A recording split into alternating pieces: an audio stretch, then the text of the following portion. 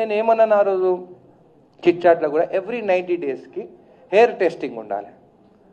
ఎందుకంటే ఇప్పుడు నువ్వు చూస్తే మూవీస్లో బాలకృష్ణ ఫ్యాన్స్ ఉంటారు, పవన్ కళ్యాణ్ ఫ్యాన్స్ ఉంటారు, చిరంజీవి ఫ్యాన్స్ ఉంటారు.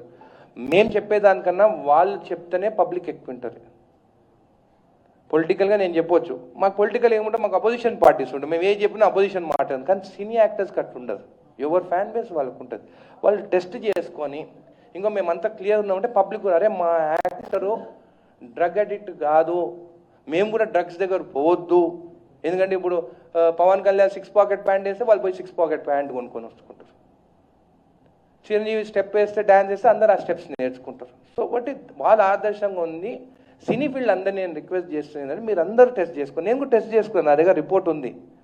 నేను టెస్ట్ చేసుకుందే చెప్పలేదు, నేను కూడా టెస్ట్ చేసుకున్నాను. నేనేం డ్రగ్స్ తీసుకోను, కానీ టెస్ట్ ఎందుకు చేసుకున్నా, నా జడ్చల ప్రజలకి ఎలాంటి ఎమ్మెల్యేని మీరు ఎన్నుకున్నారు, ఇంకో చూడు నేను ఇవన్నీ నాకు అలవాట్లు లేవు, మీకోసం నేను వచ్చినా అని చెప్పి చూపించుకున్నాను. అట్లనే సినిమా యాక్టర్స్ కూడా అందరూ టెస్ట్ చేసుకొని ఎవ్రీ 90 డేస్కి మేము డ్రగ్ అడిక్ట్స్ కాదు, మీరు డ్రగ్స్ జోలికి పోవద్దు అని చెప్పేసి ముందుకు వచ్చి ఉట్టి నోటి మాటతో కాదు, ఫాలికల్ టెస్ట్ చేసుకోవాలి. యూరిన్ టెస్ట్ చేసుకుంటే 14 డేసే, 15th డే మళ్ళీ టెస్ట్ చేస్తే నీకు నెగిటివ్ ఉంటుంది.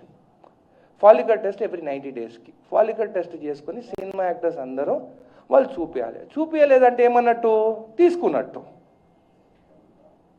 కాబట్టి అందరు యాక్టర్స్ చెక్ చేసుకొని టెస్ట్ చేయించి మీరు ప్రజల ముందు ఎవ్రీ 90 డేస్కి చూపించండి. అట్లా రూల్స్ రావాలి. ఇండియాలో ఈ రూల్ లేదు కానీ ఒక రూల్ తీసుకురావాలి. ఎవ్రీ 90 డేస్కి సినిమా యాక్టర్స్ అందరు టెస్ట్ చేసుకొని రిపోర్ట్స్ సబ్మిట్ చేయాలి బోర్డుకి. సబ్మిట్ చేస్తేనే వాళ్ళు మూవీస్ రిలీజ్ అయ్యేటప్పుడు రిలీజ్ చేయాలి. అప్పుడు చూడండి డ్రగ్స్ ఎందుకు కంట్రోల్ కాదు. ఒకప్పుడు డ్రగ్స్ అంటే భయపడేది, మాట్లాడకపోయేది. మేము చదువుకున్నప్పుడు, నేను హైదరాబాద్ పబ్లిక్ స్కూల్లో చదువుకున్నా, అసలు మాట్లాడకపోయేది. ఇప్పుడు చిన్న చిన్న పిల్లలు మాట్లాడుతున్నారు, నేనే భయపడుతున్నా. నా కొడుకు నాతో అడిగిండు, డ్రగ్స్ ఉంటాయంట, ఆ స్కూల్లో ఈ స్కూల్లో దొరుకుతాయంట అని అన్నాడు నాతో. నేనే భయపడుతున్నాను. నేను చెప్పిన వారికి ఎవరైనా నీ దగ్గర డ్రగ్స్ గురించి మాట్లాడితే నాకు చెప్పు, లేదు అట్లా చెప్పినమంటే చంపుతారంట అని కూడా అన్నాడు.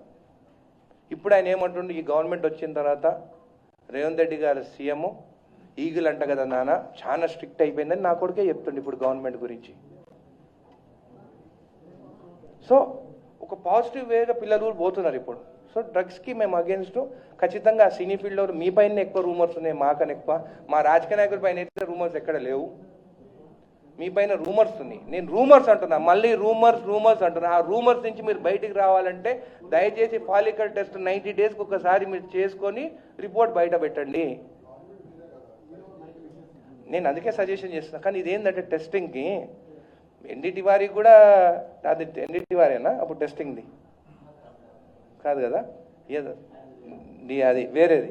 సో ఏదున్నా కానీ టెస్టింగ్ అనేది మనం ఓన్గా వేయాలి,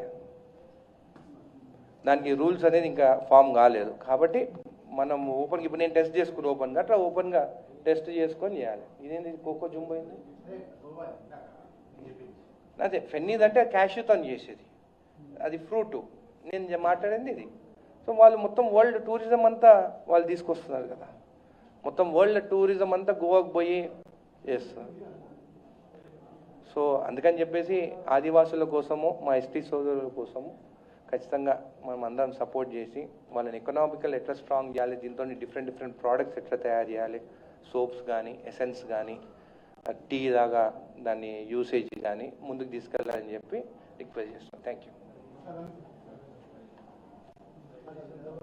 ఇది ఏది ప్రెజెంటేషన్ ఇచ్చిన